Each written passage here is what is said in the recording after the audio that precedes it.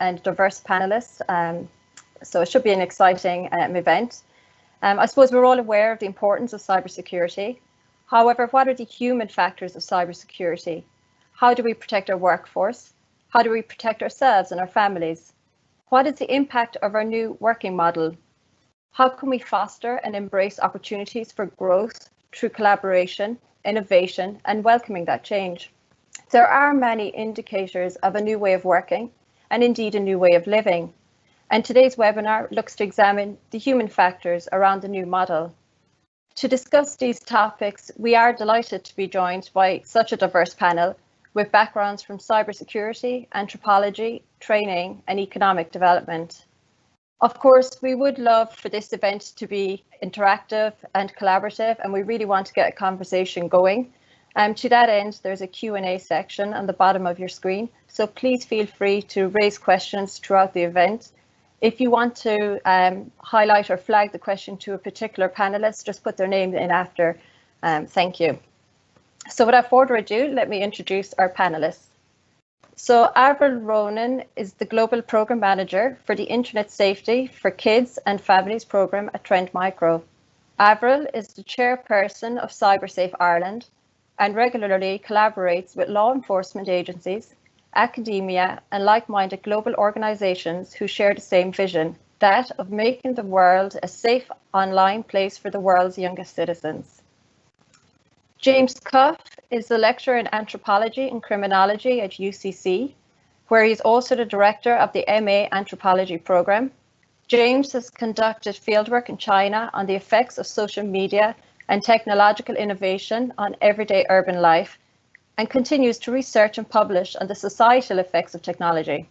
His research team invites collaborations with industry on his current research project, which is examining the human factor within the cyber-physical social triad across public, private, and corporate spaces.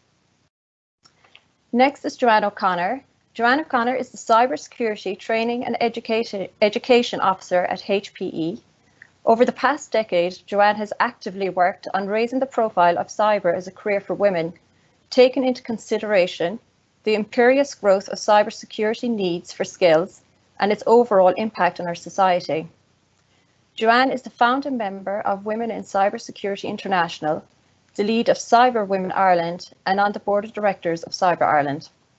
Last but by no means least is Ray O'Connor. Ray is the Regional Manager of the Southwest Region for IDA Ireland, with responsibility for implementation of IDA strategy and activities across the Cork and Kerry region. The role entails marketing the region for foreign direct investment. Over the past 5 years, Ray has managed over 200 FDI companies and has increased the workforce in this region by 20%. Ray is a member of the governing body of the Cork Institute of Technology. So I think we're ready to get started. Just a reminder again to use the Q&A, and I'll keep an eye on that throughout the session. So James, I might start with you. As a cybersecurity cluster, we are all aware of how important security awareness is. As a lecturer of anthropology, what do you think are the key human factors that are important, and how will the future way we work change these? Thank you very much, Louise, and a thank you to Cyber Ireland, Cork Chamber, and to Owen for inviting me to take part in this panel, which promises to be a very interesting discussion as we move on. So I thought I might do first is just explain a little bit about what a cyber anthropologist might do. And traditionally, anthropology would study far-off cultures, exotic places, and so on. And over the last couple of decades, we've seen a move for anthropologists to work more closely at home with large organisations where there's a need to understand social relations, human behaviour, how communities interact with technology. And this is where cyber anthropology comes in, where we examine online cultures, digital behaviour, social etiquette around online behaviour and things like this. And this is particularly useful when you're looking at cybersecurity, and particularly this recent turn towards examining the social as part of the cyber physical social triad of cybersecurity systems. So this is where a lot of our research is taking place now in the Department of Criminology in UCC with my colleagues there. So one of the key issues facing the technology industry really is an insufficient understanding of human behaviour. And we try to fill that gap, and we do that by taking what we call an ethnographic approach. And this methodology involves spending long durations of time outside of research labs, but with people, wherever those people might be, seeing how they engage with different platforms, softwares, and so on. So we build ground-up models of how people engage with technology, how they understand the technology, and how the technology affects their own behaviors. You know, it's a reciprocal relationship, a reciprocal engagement between the two. So what I was going to do for the next few minutes was just highlight 5 elements that I think we're all familiar with. And these are elements that we're researching ourselves in UCC. And I've worked this up into a longer article, which can be distributed to those listening afterwards. So I'll touch off the main points, we can come back to it in discussion, and the article will be available again afterwards. So thinking that humans now are kind of a risk element to cybersecurity systems, and we have seen these changes working from home, and it's likely that, you know, many more of us will work for longer at home, even when these restrictions ease off in the future. Hopefully they will ease off sooner rather than later. But one of the main things we can consider, the basic elements of the human factors is human competence, human movement, and the blurring of public and private spaces. So previously we would have a certain amount of control or governance when employees are in the company, physically in the company, but now they're at home. And one of the first elements is whether or not that we need to treat the home as an external vendor. So external vendors can be a security threat. We require external vendors to have adequate IT support, safety systems, cybersecurity systems, and so on. But the home is a much more complex thing because it's a person's private sphere. It's not as streamlined as some companies might be, with kids running around and so on. And also, we're seeing the growth of smart homes. So we have fridges that can connect to printers and so on. You can order food for you. So you have this multitude of different devices in the home place that can all connect to each other. And this naturally poses some risks as well. And there's also a greater there's greater evidence of spear phishing attacks based off of the personal information that can be gleaned from people on calls and webinars like this, where you can gain personal information about a person's life, whether it's kids walking into a room, reading the titles of books off the bookshelf behind, and things like this. So one of my own researchers, Emily Phelan, is actively working on this, the integration of smart homes with public lives and how to manage the engagements between those two.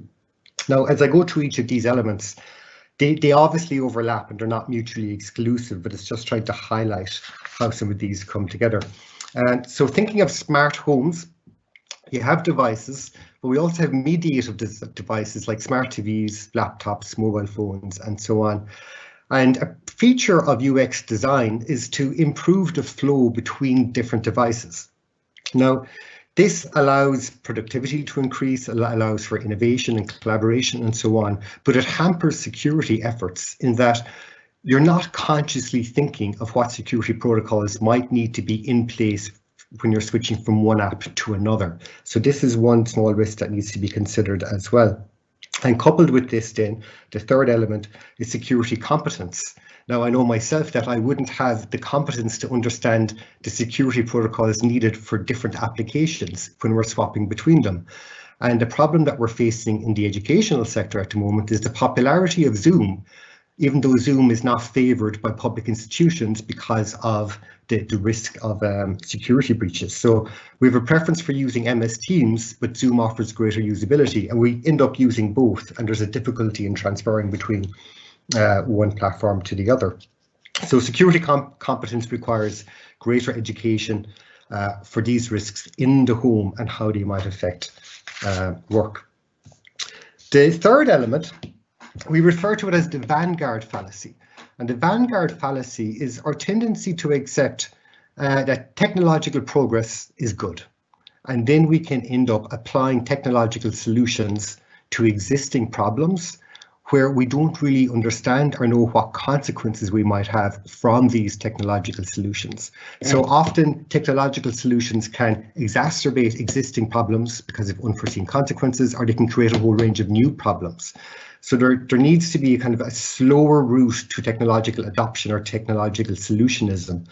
Now, an example of this, if we think of entities like Facebook and Alphabet, like they're huge companies that grew up to be so large because they were operating in an entirely new sphere and there was very little regulation around it. And we've seen problems like Cambridge Analytica resulting from this lack of regulation afterwards.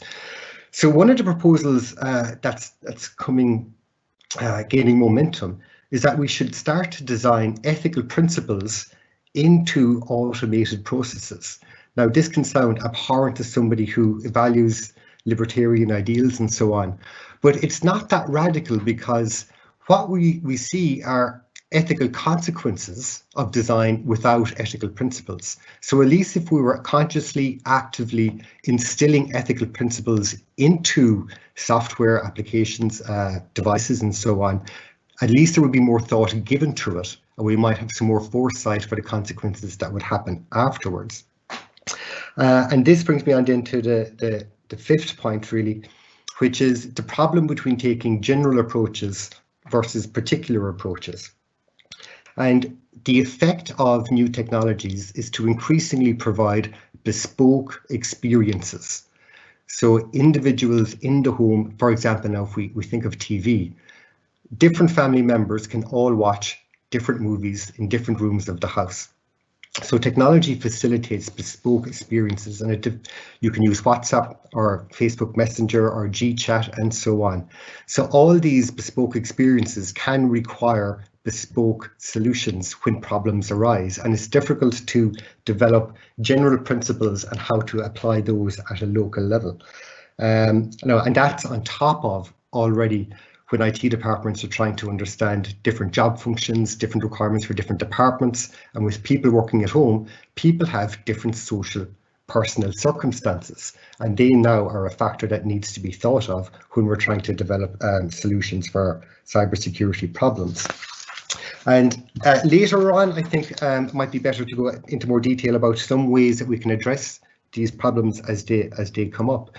But just to mention the need for engaging more with humanities and social sciences, because these disciplines have the expertise in human behaviour and social behaviour. So ranging from psychology, history, English studies, and all these wonderful disciplines, there's an awful lot of expertise there to draw upon that, coupled with engineering and technological solutions, will better be able to manage the move or the changes that we're seeing between public and private spaces and workforces in the home place.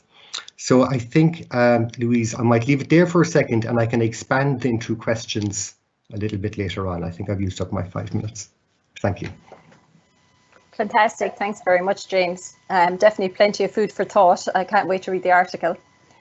So moving along, Avril, in your role as the chair of CyberSafe Ireland, do you have particular tips or techniques that you think we could introduce to safeguard our workforce, to safeguard ourselves and indeed our children?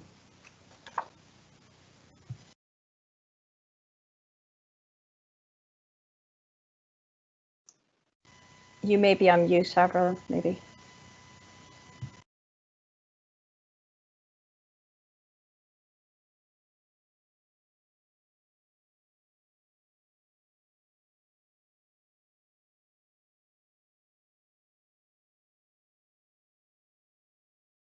Oh yeah, Avril, we're having a bit of difficulty hearing you for some reason.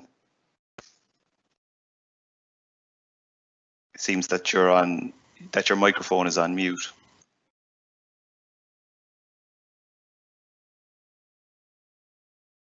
Can you unmute on your laptop? Unmute. There you go. Yeah, we can hear you. Oh, great. Okay. There's always a technological problem, isn't there, with every call that we're on. Thank you so much for inviting me to this webinar this morning. Thanks, Owen, and thanks, Louise. It's great to be on a panel discussion with fellow humans. So to answer your question, Louise, I can certainly answer it from both chairperson of CyberSafe Ireland and from my role within Trend Micro. And you know, I suppose from Twin Micro's perspective, our Internet Safety for Kids and Families program, it's a free initiative into community for the past 12 years. And that mission is, you know, keeping Twin Micro's mission of keeping the world safe for the exchange of digital information. We extend that to the world's youngest digital citizens. We want them to be online. We want them to be safe, be responsible, and to enjoy their online experience, and so they should.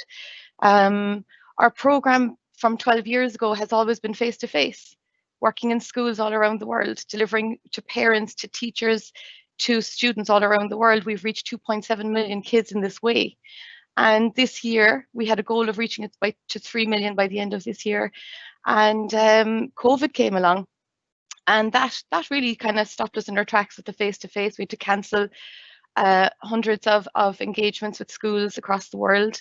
And, you know, if you look at the reality of where we are, and this figure really blew our minds at Twin Micro, mid-April, if you look at the UNESCO report, 91% of children around the world, spanning 194 countries, were not able to go to school.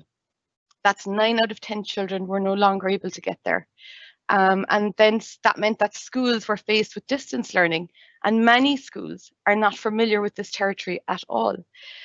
So if you look, and James referred to it earlier about the use of, you know, Zoom and you know, even Google Classrooms. Google Classrooms user base in early April doubled to 100 million this year because of COVID. Children can only use video chat apps now to engage with school, friends, family, teachers, everyone. And if you look at Zoom itself, it had a 728% increase on the first time install, and that was within the first 6 weeks of the lockdown. House Party, a hugely popular app now, 50 million new sign-ups in a month. And a lot of kids are using that. Gaming downloads are up by 75% in the first 3 months of this year, and the use of those games is up by almost 50%. So everyone's online. We're all online a lot more, and children and families all around the world. Parents are, if they haven't lost their jobs, they're working from home, or maybe now suddenly they're caring for vulnerable or children with disabilities, or just looking after their own kids and homeschooling as well, or the working from home and homeschooling as well. The risk is still there, and that's very evident. So now that we have, right now, we're looking at 68% of schools around the world still closed down. And schools are still trying to reimagine what education will look like in the future. You know, this hybrid model of school and home, it's looking very real right now. So, you know, from Twin Micro's perspective, we made the shift. We moved from face-to-face, we had to. It was our ultimate goal anyway to do this. So in the last, since the 13th of March, we've evolved our face-to-face programs into short 30-minute modules for parents and families all around the world. And Owen, I know you're going to deliver this to a package to everybody afterwards, so you don't have to remember anything that I say, really. With really useful information for families everywhere. Kids are online more. They're using it for school. They're using it for gaming, for socializing, for family meetups, for schoolwork, and parents are online a lot more as well. So what we did was we have, at the moment, we focused for the last 13 weeks on parents and educators, because they're the ones at home with children, and they're grappling with the situation that their kids are online. And, you know, all down through the years when parents ask me, how long should they be online? What should we do? It's a very difficult question to answer, because define screen time. You know, it's a very grey area before COVID. But I think COVID has allowed parents to see more this grey area more, because you've got kids doing schoolwork, you've got kids doing, you've got them, you know, gaming, chatting to their friends, and they all need those things. And that really became evident. So the 7 different topics, which will be shared out after the call anyway, and they're free and they're available online over a cup of coffee, just to sit down and read them in the evening or at a time that suits you. And they're short, bite-sized chunks and topic specific to help you, guide you on your journey with your family raising digital citizens. So the first one was the physical space, you know, setting up your home. We're all at home now. We can't forget the physical space, ergonomics, making sure our kids are sitting right, having a space for themselves, everything from connectivity and security in your home for both your children and for you. And good habits, you know, we have to kind of start as we mean to go on and set good habits so that kids have a start and end time and we have a start and end time too. Setting rules is very important within the family, and you know, and that means, you know, who can I play with, talk to, what, when, where, and all of that, and setting good examples. So setting up your home was the very first one we did, and that's all available. We've got a recorded live webinar chat, a top tips sheet of all the things that I've just mentioned in more detail of how you can set up all those things, everything from VPN to multi-factor authentication to boosters and Wi-Fi extenders in your home. The next one that we felt was really important to address the following week was misinformation during the COVID epidemic, because the amount of information that's not true out there, and that can cause a lot of panic and harm within our society. So our next webinar was about spotting and stopping misinformation, you know, how to identify scams and health hoaxes, to verify them, source them, where is the source coming from, ask questions, and to engage your children in that, and to stop it, not to share it, not to pass it on unless you know it's for real and you know it's legitimate information and advice, and to report it. And I think with everything, even myself, I've got 2 young kids, and I've learned so much from all of this. I'm not driving around like a lunatic. I'm not, you know, I've got a lot less in my life, but I feel like I'm seeing a lot more and doing a lot more, and I'm more aware both at work and at home as well with my family. And the relationship with my kids, I'm getting to have a lot more conversations with them about things online because we're all online a lot more. So it's a great opportunity for families everywhere to seize moments, to have conversations and build that open and trusting relationship with your children. The next one that we decided was really important was balancing screen time. And I think everyone can, I mean, we all struggle with that ourselves, knowing when to stop and start. We need to first, as parents, acknowledge the reality. We will all be online a lot more with these screens. We need to accept that different times for different things, and the same with kids. School time is different to playtime online, and then playtime offline. We need to also, and we've had some fantastic advice from Dr. Michael Rich from the Center of Media and Child Health in Boston. He's a mediatrician, and his suggestion, you know, blew me away about, you know, we have to move away from parental controlling. That's our job as parents, parental controlling our kids through life, but we need to evolve with our kids through that journey from parental controlling to nurturing that sense of self-regulation in children, so that as they grow up, they're starting to structure their own days and their own times, from sleep and meal times to physical play, to online play, to schoolwork, to everything else in between. So that for me was huge, a huge learning during this process. And we've got a lot more information online about that as well. And obviously parental controls, that's what they're there for, within devices, within games, within apps, to help us feel that our kids are safe when they're online. And then the other webinars that we have, and all the information is available for you, is video chat apps. You know, everything from Discord to House Party to Snapchat and Google Meet. There's so many of them out there. It's quite difficult to know what's what and which is better, which is safer, which one should I use. Privacy settings, you know, your personal information, security updates, making sure that you're on top of all those things. It can be a huge bombardment for parents who are already busy at home, and now suddenly the rug's been pulled out from under them. They're trying to homeschool and figure out all this technology at the same time. So all of these tips are there to help explain and, you know, break it down for parents into what they need to know and how they can do it.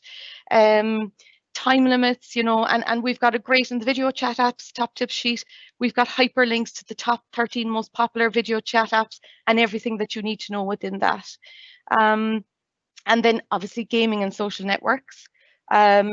Security, I mean, multi-factor authentication has to come hand in hand with any gaming app that you download for your child, and the same with social networks. You know, location services, everything from audio and micro. I could talk for hours about this stuff, but the good news is that we have all of this in top tips sheets, which Owen will share later. We also have to acknowledge the cost of a game if it's free. Remember, there's no such thing as free, really. So within every game or everything that your kid is playing with, there's potentially in-app purchases. With that, then there could be ads, malware, loot boxes we need to be aware of, things that encourage kids to kind of this whole concept of gambling, and cyber criminals. I mean, the gaming industry is $1 billion industry, so obviously cyber criminals are going to be there as well, and it's inevitable at some point that your child will experience or come across it, and therefore we need to make sure that they know about it. And you can dilute that down to their language, but you can make them savvy as well. My own daughter has helped me with research on Roblox for the tutorials, which has been wonderful to kind of pull her into it. And we just need to be aware of those. So like I said, Louise, I could talk for hours. I know Owen has the possibility to mute me, so I'll stop before he has to mute me. I think I need to get the power, but thanks so much. You definitely have led quite well into the next question. So Joanne, from a security awareness and training perspective, there does need to be that kind of mindset shift when it comes to security awareness and the future way of working. And I suppose it's how do we deal with this shift through our security awareness and then the training provided. And what are your thoughts around that, please? Thanks, Louise. Yeah, I think it's time for companies to take a long look at their awareness and training teams and departments, or lack thereof sometimes. Cybersecurity awareness and training space in Ireland especially is very small, slightly unknown, and in some cases in need of a lot more focus as we look to the future. Interestingly, in a majority of talks, webinars, conferences that I've attended over the years, there's always the human element spoken about. Most people talk about how important it is to empower and educate your employees, yet many companies don't have anyone looking after the cybersecurity training and awareness space. It can often fall into a task for someone to do just part-time, and it's not given a full-time position, and this just doesn't set companies and organizations up for success. So to start out, like, what does an awareness and training program look like for people who may not know?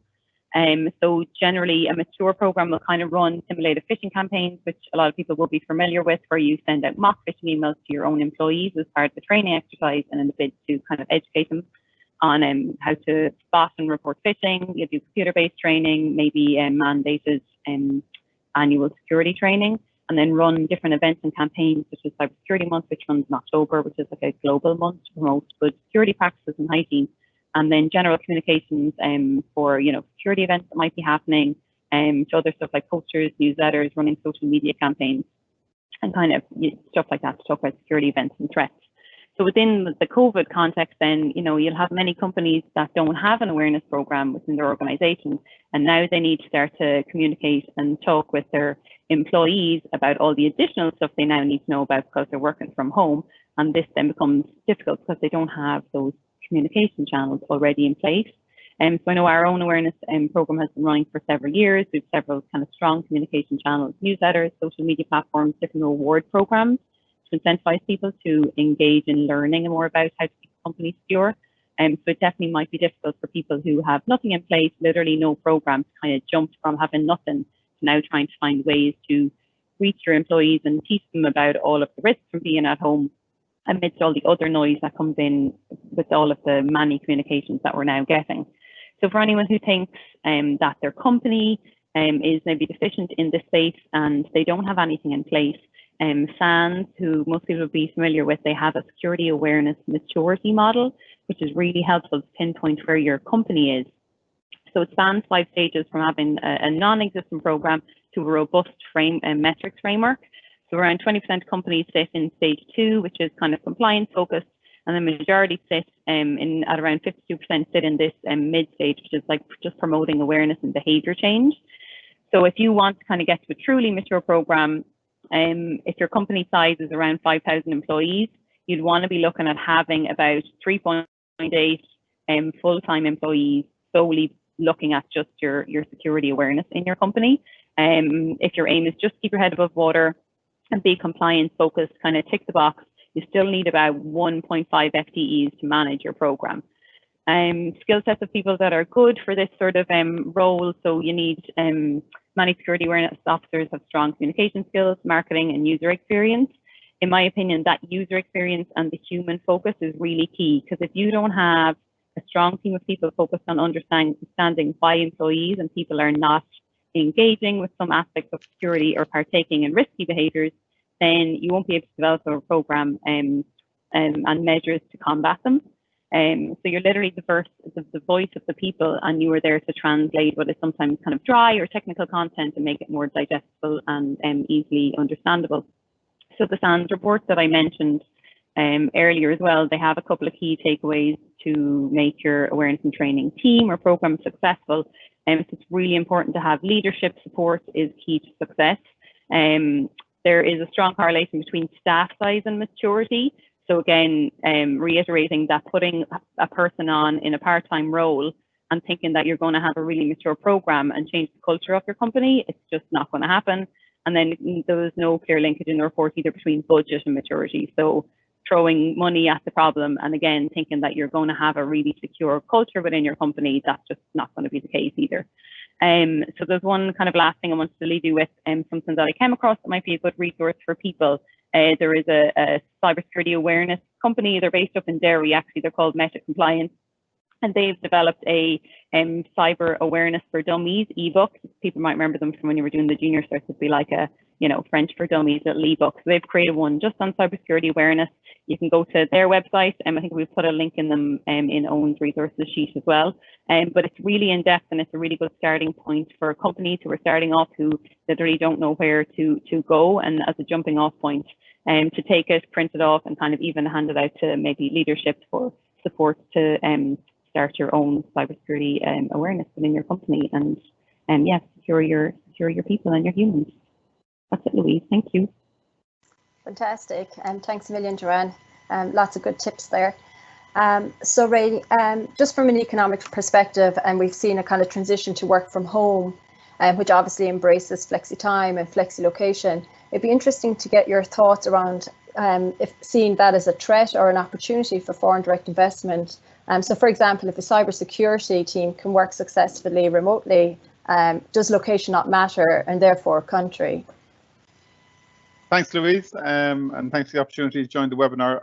I suppose if I could make a few points, what we're seeing, the first point I'd make is if you take work from home, it's been a kind of a strategic initiative of IDA for a number of years now. So we've been trying to promote the concept of work from home among both the existing companies that are here in Ireland, but also new companies considering Ireland. And why really because if you look at kind of the pressure points we've had in maybe some of our larger cities around congestion and housing versus regional locations, there's a great opportunity. And we've actually seen many companies have adopted work from home models here in Ireland. So companies like Apple or Amazon, eBay, Grandpad down in the Southeast, or even companies like Shopify, which is 100% distributed work from home model. Ireland has proved a successful location growing those teams. And I think, it's been challenging trying to encourage companies to look at work from home, but COVID has really changed everything. So it's kind of advanced the agenda of work from home by 1,000-fold. So where there was resistance by companies in the past to work from home, that's gone out the window, whether, it was manager resistance or the technology isn't there, the broadband or cybersecurity concerns or health and safety. COVID changed all that. And I think different companies have kind of taken different approaches to managing the resources. So whether it's a centralized model with cybersecurity teams or inside sales with many different nationalities from one site, or a distributed model, different companies take different approaches. But I think COVID has really changed or raised a number of issues. I mean, first of all, if you look what's happened, there's been a lot of flexibility on behalf of both the employer in terms of managing their teams, but also by employees moving to work from home at very short notice, with the implications that has had on their home life and personal lives in terms of childcare. So I think for the first case is companies need to look at the health and safety, and the first priority should be the health, safety and welfare of the employees in terms of work from home. It's introduced a lot of challenges, as we know, in terms of loneliness, managing kids, etc. And I think while it's been hugely successful, it isn't for everybody. It doesn't suit everybody. But I think the first takeaway is, look, I think work from home should be a feature for all companies in the longer term in terms of attracting and retaining talent. So I think there's huge implications on the individual, but I think companies are also grappling with this in many ways, and they're trying to strike a balance in terms of how they manage resources with the lockdown. So I suppose one is the return to site, when everybody's not clear in terms of when can I get my teams back to work safely if I want to do that, and then how do I manage a remote team. So things like managing annual leave has been a challenge. I think how do companies kind of facilitate their staff continuing to work from home if they want to? How do they facilitate their staff who want to return to the office? I think you're either an extrovert or you're an introvert, and the extroverts are probably challenged with the work from home because they want they want the high fives and all the rest of it, while the introverts I think are probably managing quite adequately. So I think companies are going to need to evaluate and understand, are there negative implications of allowing say work from home to continue over the next few months or into next year or even permanently. And some of the things that are coming to the fore in terms of companies, like for example, if they're training or onboarding new staff, that can be a challenge if they're working remotely. How can the individual get a sense of company culture, different parts of business, getting to know different teams? It can be more pronounced than having, say, an induction on site where you're meeting all different people that you're working with. Again, if individuals are going to work from different countries, or even on a permanent basis or a temporary basis, or be hired in country, there might be a whole range of different legal entities that do or do not exist in those countries. If an individual is employed by the Irish entity, Irish employment law should apply. But I think companies need to understand, are there implications if I hire somebody in Turkey, or if I hire somebody in France or elsewhere? Are there local employment law implications? And I don't know what that is, but I think companies need to consider that. Again, there might be personal taxation issues on individuals or even on the company. Should they retain tax if an employee is working in a different location? Are there corporation tax issues around the permanent establishment? And then I think supporting both centralized and remote teams can be a challenge for some companies. And kind of one or two other points might be, for example, healthcare implications. If employees are either going to work temporarily abroad or permanently, there may be a healthcare support for employees here, but does that apply in other countries? So again, companies would need to look at that. One last thing is, I suppose, the naturalization process for individuals seeking to get Irish citizenship. If they're currently working here and they move back on even a temporary basis, their path to citizenship, that clock stops if they're stepping out of the country. So there's a whole range of issues, as well as the, what's the broadband like in other countries? What's the technology like? Are there cybersecurity concerns in specific other countries?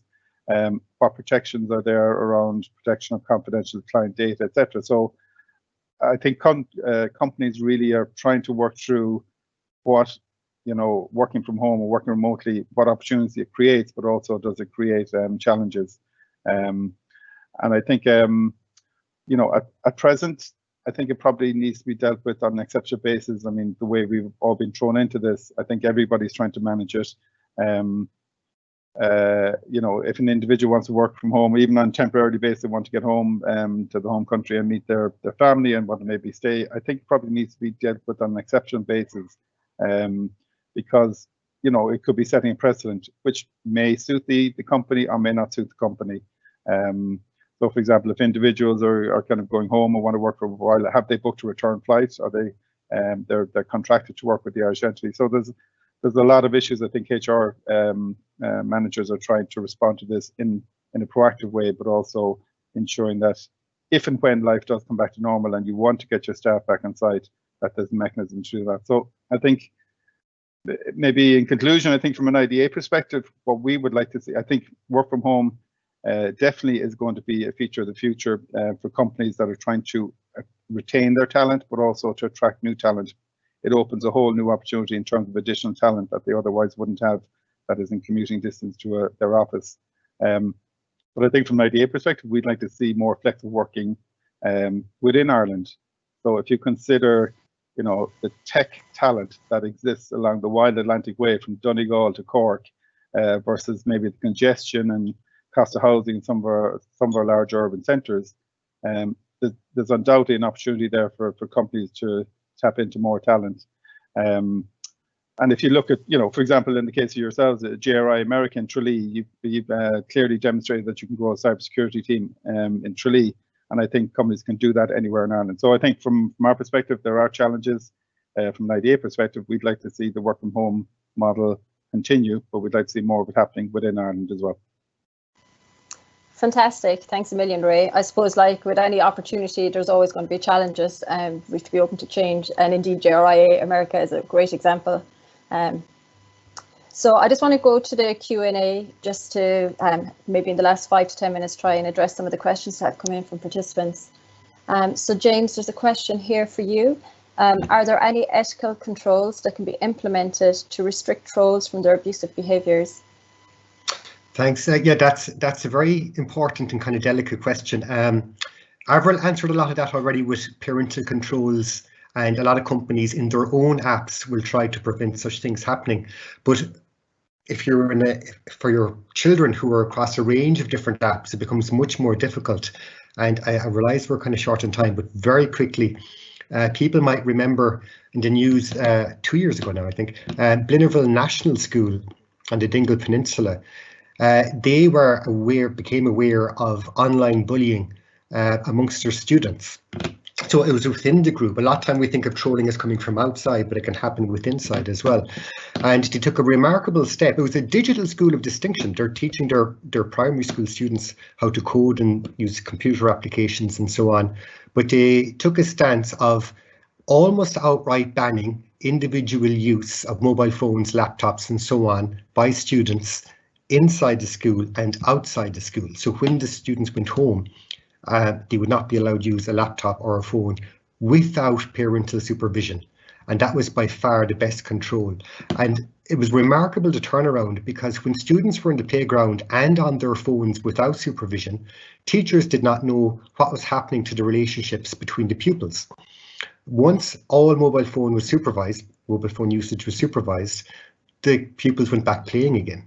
And then teachers could see the different relationships being developed, which helped with classroom management, and learning and productivity and all these other things go up because there's a greater awareness of the types of social relationships developing between individuals.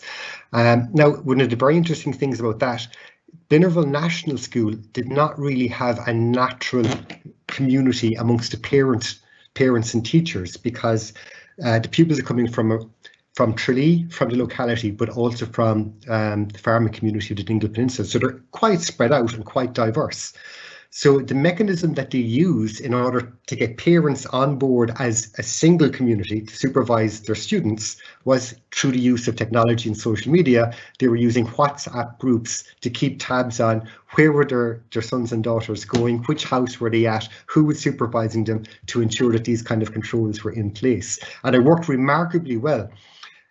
The big problem with it is that once these pupils leave primary school and enter secondary school, they won't have the same experience of online trolls and abusive behaviour as other students will. Now, that's a good thing and it's a bad thing, because there is a necessity to develop resilience amongst our children, because when they hit secondary school, their access to the variety of things that's online increases, and some of that is absolutely not okay for young viewing. So we still really haven't figured out what is the best approach between guidance, supervision, allowing access, educating about the kind of content that's online, so that students can and pupils, children can develop resilience without stress, anxiety, bullying, and the other things that come along with it. So it's an issue. Now there are companies that do offer software and engaged supervision of content on mobile phones and through apps and so on. I can't think of the company's name offhand, but I'll include it in the resource page afterwards. I would also, is it okay if I just suggest something as well? Is my speaker on? Just in addition to that, James, as well, I think, nothing for parents out there, and nothing will ever replace the role of a parent with their child and developing that relationship. And trolling is a behaviour. it's not a piece of technology that you can blame, and that's where parents come in the role of nurturing that relationship and helping them on that road. We do also have a cyberbullying session in our parent series, and in the summer we're going to be launching our kids series, which will be addressing a lot of those topics as well. Fantastic. Thanks a million, James and Avril. So another question is around the work from home and the increased anxiety that has kind of caused, where people are feeling this need to be always switched on, always available. I suppose with that kind of anxiety, how is that impacting teams? Have you experienced it yourselves? Have you seen it in your teams? And do you have any techniques, I suppose, on how people can maintain that motivation? And if there's tips to share around that, because I think that's an area that definitely is impacting across organizations globally, I would say. Mm-hmm. Do you want myself or James to answer? Yeah, if you want to speak in it, Avril, to start that. Well, I was saying earlier to James, to everyone, that I see it as personal and a professional level. At a personal level, I mean, it was a struggle at the start to kind of find a new structure, and there was meltdowns in the background. And I think I went for a walk through the fields on occasion with my dog just to get away from it all. But we settled in eventually. And I think what's important is that we all find a place for ourselves and time for ourselves to do what makes us happy. And you see these quotes around, do what makes you happy every day. I think that's so important now more than ever. I make sure I don't hit the pillow without my Kindle to read some trashy novel before I just fall asleep. I walk every day. My son comes with me, so that's ticking 2 boxes there. We go walking, exercise, the whole lot. Disney Plus, not that I'm plugging anything here, but I'm a Marvel and Star Wars fanatic now. Cycling, we volunteered locally in the community to clean a local graveyard. I also use technology to, we're building a chicken coop out the back, and I've been having Zoom chats with a fellow chicken coop manager in his back garden. And, that's bringing technology into something that it connects us, builds relationships. He works in Trend Micro as well. If anyone needs chicken coop advice, let me know. But it's just a great way to kind of get out of the head workspace and find things that still make you happy, because homeschooling, work, and I work with Australia, Saudi Arabia, Philippines, US, East and West Coast. So I have no structure to my day at all. I could be working at 6 a.m. or midnight, 2 a.m. So I've no structure, but it helps me with the homeschooling, so I'm happy with it. But again, I still need to find stuff that makes me happy in the day. And that's what I would say to people, that it depends on your day and your routine, but you have to have something for yourself in there, and ticking the food, healthy fitness and all of that. And on the work side then, I was talking with the head of HR for Trend Micro the other day, and we were looking at the workplace. The office has now been removed from the work environment. It's like a human social experiment. What happens when you remove the office? All the things we take for granted are gone. When you're in a meeting with people and you see someone struggling to understand, you pick up body language that someone else is disagreeing, but they're not saying anything. Someone else needs more time to digest it, and someone else is irate. You follow up, almost this emotional intelligence thing. You bump into them in the canteen, you check in with them to make sure is everything, all of that is gone. You just can't do that anymore. So we have to find creative ways, because the office facilitated the development of the personal relationship. And this is what Anya Shimon was explaining to me, that she sees it more and more often. And she's insisting on all the managers in all departments to organize virtual chats, non-work related, right across their departments, whether that be a virtual lunch, or scheduled virtual walkarounds, checking in on people, and keep an eye on the quieter ones, because the quieter ones, you've no idea what's going on in their personal lives as well. So and the other thing was just team building days. Team building days are so important, but now they're not face to face. How do you do a team building day to get motivation in there? The night of the team building is the most important part of it. We have to get more creative with how we build that, and we're all learning through this as companies and organizations, and it's something we're slowly coming to terms with and trying to figure out new ways of dealing with it. Fantastic. Does anyone else want to add anything to that? Could I just say very briefly that there's been kind of some pressure from social media generally that we all need to start writing our book and learn a second language or a third language, and, you know, be these amazing new reinventions of ourselves. And that puts a lot of pressure on people. I mean, it's okay to relax as well, you know, and do absolutely nothing.